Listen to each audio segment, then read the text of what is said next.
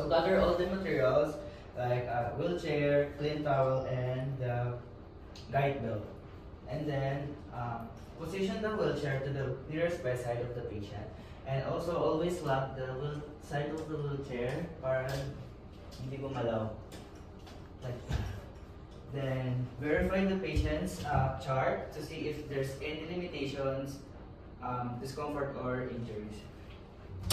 Then we are going to identify the patients. So good morning, sir. My name is Kyle Andre Enriquez, your student nurse for today. May I know your name, your birthday, and your age, please? I am Valerie Carl, August 30, 2005, 19. So verify ko lang po, sir. Okay, tama. So I'm going to do the deliver ko po sa bed to chair po.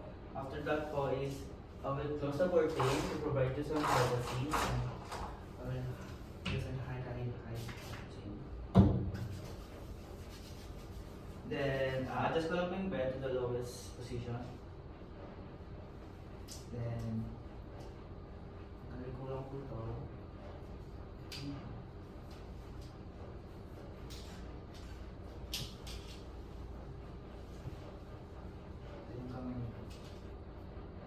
So, in count of 3 po, itatayo po kayo. 3 po yung po. 1, 2, 3. Okay po. Wala naman po kayo nararamdaman. Then, may I touch your foot po para in count of 3 po again. 1, 2, 3. I'm encouraging you po na iswing niyo po yung foot niyo po to reduce your muscle pain po. Like this po and your foot. And I'm encouraging you po na to participate with me po so I can do the task easily. Then, I will put this guide belt po to support you.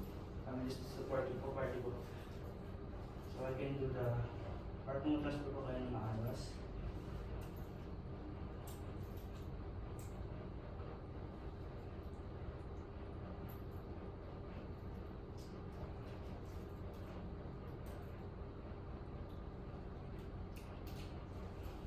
So, okay na po ba kayo, sir? Masige po ba?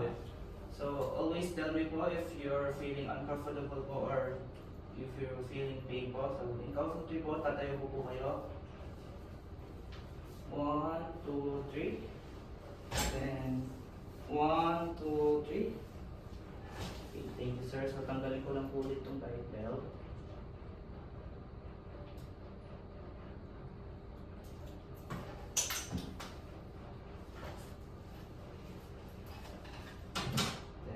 Taas ko lang po yung foot nyo. And I will use this clean towel po to provide you some privacy.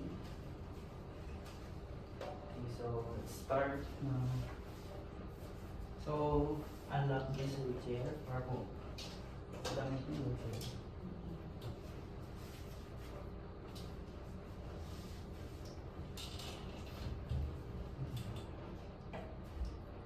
So, go back then.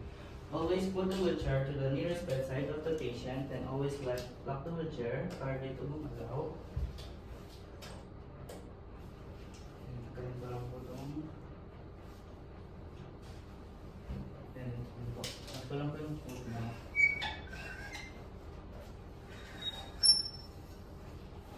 So, lagi po itong galpad nyo.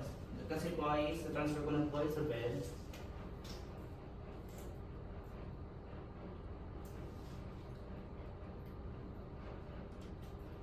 Then, in count of 3 po is tatayo po ulit tayo. 1, 2, 3. 1, 2, 3. Thank you po. Balik ko lang po ulit. So, wala naman po kayo nararamdaman. Okay. So, always tell me po if may ramdam po kayong your pain for any problem. Then, tataas ko na po itong foot nyo. May lang po ba? 1, 2, 3.